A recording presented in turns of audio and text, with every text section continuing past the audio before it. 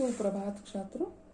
तो सीता अपने पति से शिकायत करती है कि यानी यानी यह सीता के दुख का ही वर्णन इसमें यानी कितने प्रश्न करो इस खंडकाव्य में हमें दिखाई देते हैं। तो वह कहती है कि यानी तुम्हें तो मुझे छोड़ देने के बाद दुख हुआ था, संक्षिप्त ज्वर हुआ होगा, तुम व्यस्त हुए शासन में, यानी तुम शासन में व्यस्त हो गए और फिर क्या हो गया, तुम्हारा ये दुख तो भूल गया, लेकिन मेरे पास गम भुलाने के लिए दूसरा कोई पर्याय नहीं था। तुम राजा थे, शासक थे, तुम्हें काम था, लेकिन मुझे कोई काम नहीं था। नारी ही दुख पाती है जीवन की इस रचना में, इस प्रकृति में नारी के ही जीवन में दुख आ गया है। शत्रुघ्न अचानक आए मुनि श्रेष्ठ पिता के आश्रम, और मैं उस दिन 9 प्रसवा थी, शाश्वत रखा वंश क्रम। तो यानी उसी समय यानी वह सीता जिस वन में जिस आश्रम में रहती थी, उस आश्रम में यानी शत्रुघ्न यानी जा रहे थे किसी देश पर आक्रमण करने के लिए, इलाके पर, और उसी समय यानी राम उन्हें बताते हैं यानी रास्ते में जाते समय आपको यानी एक आश्रम लगेगा, उस आश्रम के मुनि के पास आप वहीं पे पहुंच जाओ, विश्राम कर लो और आगे का जो क्रम है वे आपको बता देंगे। तो इसी कारण यानी शत्रुघ्न वहीं पे पहुंच गए थे। भरत तो यानी उसी समय यानी उन्होंने तो राम राजा बन गए थे, वो भरत अब राजकारभार से थोड़े अलग हो चुके थे, लेकिन ये भरत के शत्रुघ्न कहते हैं हम जाएंगे वहीं पे।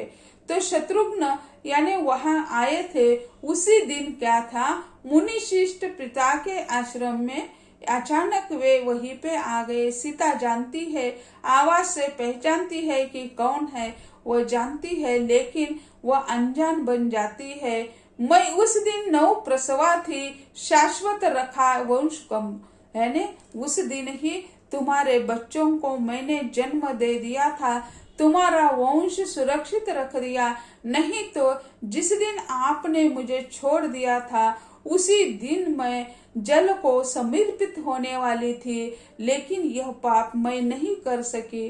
अंदर का जीव जो था मुझे कह रहा था मुझे सृष्टि दिखने दो, इसी कारण मैं अपने कर्तव्य से नहीं भागी और मैंने कहा या मैंने ये निर्णय ले लिया कि अब उसे मैं यानी पृथ्वी पर या इस सृष्टि दिखाऊंगी।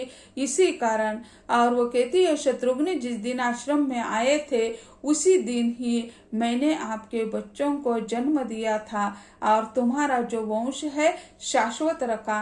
मैंने कुलरत्न तुम्हारे जाए निर्जन प्रांतर में, जो महलों के भागी थे मचले मुनि के आश्रम में। तो वो कहती है तो मैंने कुलरत्न तुम्हारे जाए निर्जन प्रांतर में, यानी उसी दिन का एक प्रसंग है। तो वहीं पे वे आए हुए थे शत्रुघ्न। तो वह वे कहते हैं कि उसका कोई एक विधि करना था। तो ये आश्रम की जो प्रमुख जो है मुनिवर वो उसे कहते हैं कि हमारे यहाँ अभी अभी दो बच्चों का जन्म हुआ है, उनका एक काम करना है, उनका एक विधि करनी है। तो हमारे यहाँ के एक आदमी थे, उन्होंने अपने बच्चों को, अपनी गर्भवती माता को हमारे संरक्षण में छोड़ गए हैं। वे उनका संबंध क्षत्रिय परिवार से है, आप भी क्षत्रिय हैं।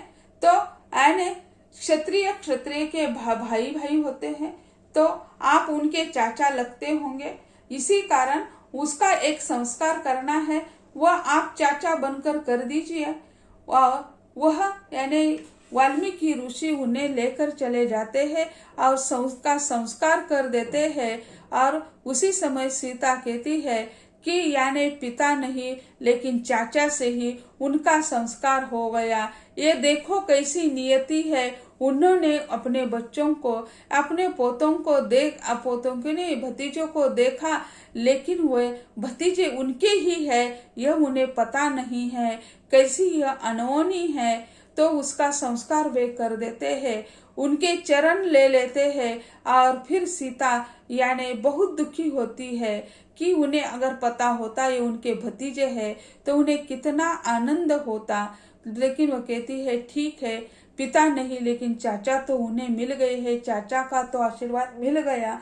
और जाते समय इन्हें 2 पुष्प वह लेती है और अपने बच्चों से इन्हें पैर इन्हें नमस्कार के रूप में दास यानी वहाँ की जो कोई उनकी सेविका है तो वो कहती है कि ये 2 फूल यानी वे जो राजकुमार आए हैं उनको दे दो और कह दो कि उन 2 बच्चों के तरफ से आपको प्रणाम।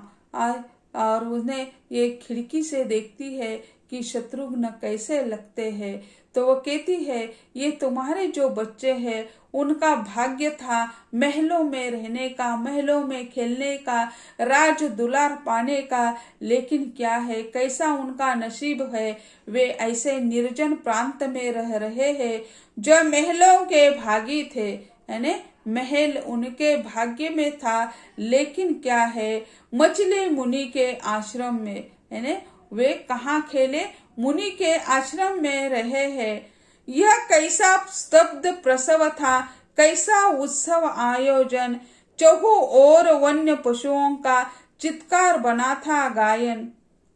यानी वो कहती है यह कैसे उसी समय जब मेरी माँ या मेरी तुम्हारी माँ जो कोई होगा, यह मनुष्य प्राणी अपने परिवार के लोग उसी समय मेरे साथ होने थे, लेकिन यह कैसा उत्सव है। यानी उसके जन्म का उत्सव भी कोई मना नहीं सका। यानी 1 नहीं तो 2 बच्चे हुए थे, उसी समय कितना बड़ा आयोजन होता होगा, लेकिन यह नहीं उनके भाग्य में नहीं है। चहु और वन्य पशुओं का चित्कार बना था गायन। उसी समय यानी चहु और जो जानवर है, प्राणी है, वन्य पशु है, उनका चित्कार सुन रही थी मैं। और उनका चित्कार सुनकर मैं अपनी जो वेदना है, प्रसव वेदना वो कम कर रही थी। उसको क्या जानकारी, यानी वो प्रसव वेदना तो आप जान नहीं सकते। वो कहती है मेरे समीप उस क्षण में कोई भी बंधु नहीं था। यानी उसी समय मेरे पास अपना कुछ नहीं था, या अपना जो होता है वो दुख वो तो कोई सहन नहीं कर सकता या उसे बांट भी नहीं सकते, स्वयं उसकी अनुभूति लेनी चाहिए।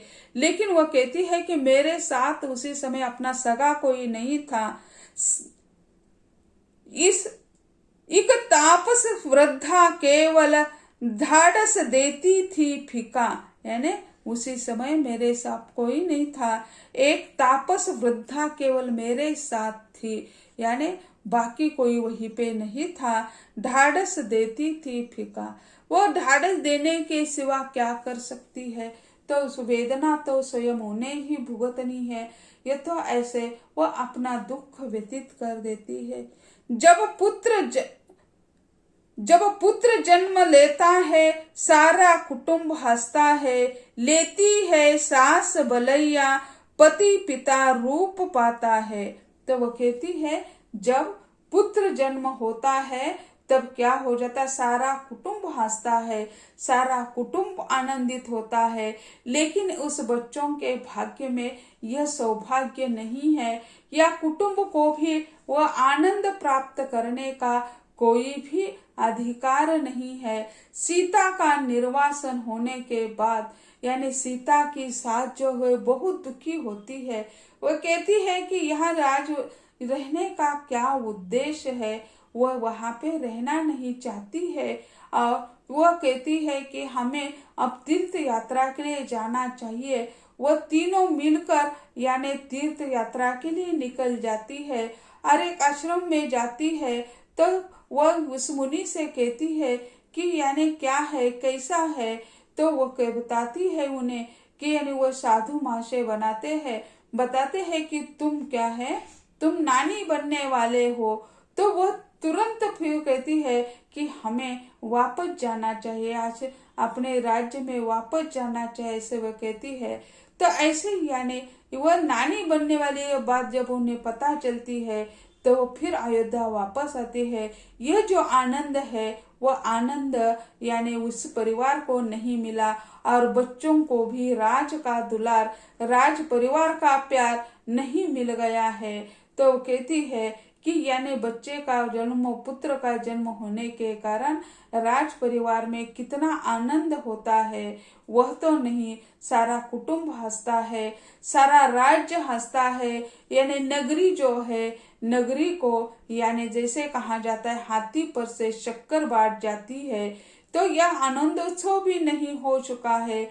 लेती है सास बलैया, यानी सास यानी जो दादी बन गई है वह भी यानी आनंद मानती है। पति पिता रूप पाता है, यानी जब पति जो है वह पिता का रूप पाता है और उनका जो गर्व है, अभिमान है, सब कुछ समाप्त हो जाता है। जब अपने बच्चों के साथ पिता खेलता है तो वो घोड़ा बनने के लिए भी तैयार हो जाता है, लेकिन यहाँ उस बच्चों को अपने पिता को घोड़ा बनाने का, उनके पीठ पर बैठने का, उनके गोद में खेलने का यह अवसर तो उन्हें नहीं मिला है। अकेली सीता ने ही उसे संभाला है। फिर है तो राजकुंवर थे, रघुकुल के गौरव रक्षक, सारा पूर हर्षित होता, लेकर गर्वोन्नत मस्तक। तो वो कहती है ये तो क्या है, राजकुमार है, राजकुंवर थे, रघुकुल के गौरव रक्षक थे।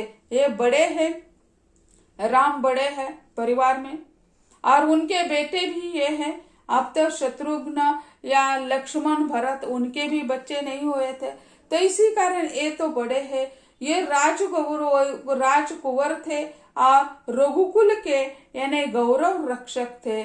उनके ही भाग्य में ऐसा आ गया और सारा पूर हर्षित होता, यानी सारा पूर यानी उनकी अयोध्या जो है, नगर जो है वह हर्षित होता। लेकर गर्वोन्नत मस्तक, यानी अभिमान से वे कहते ये हमारे देश के, ये हमारे राज्य के राजकुमार है।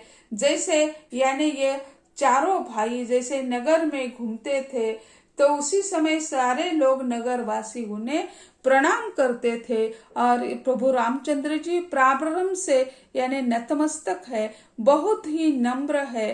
तो यह यानी उनकी कथाएं हम देखते हैं तो यानी छोटी छोटी बातों से भी वे नाराज हो जाते थे, दूसरों से दुखी नहीं देखना चाहते हैं। तो यानी ये राज दुलार प्राप्त करने वाले ये बच्चे आज आश्रम में पल रहे हैं, इसका दुख सीता को होता है। बजती सब और बधाई, मुद्राए पाते ब्राह्मण, मंत्रों मिष्टान्न फलों के, संग्रह बांटते हर पल। तो वो कहती है राज परिवार की पद्धति जो होती है वो होती है, वो कहती है बजती सब और बधाई, यानी सभी और नगाड़े बजाए जाते थे या नाच गान के आयोजन किया जाता। मुद्राए प्राते ब्राह्मण, यानी शुभ अवसर पर, आनंद के अवसर पर ब्राह्मणों को दान दिया जाता है। तो यानी 2 पुत्रों का जन्म होने के बाद यानी ब्राह्मणों को बहुत धन दिया जाता है, तो वह भी यानी दान प्राप्त करते, लेकिन यह भी उनके नसीब में नहीं है। मेवे मिष्टान्न फलों के, संग्रह बांटते हर पल हर क्षण।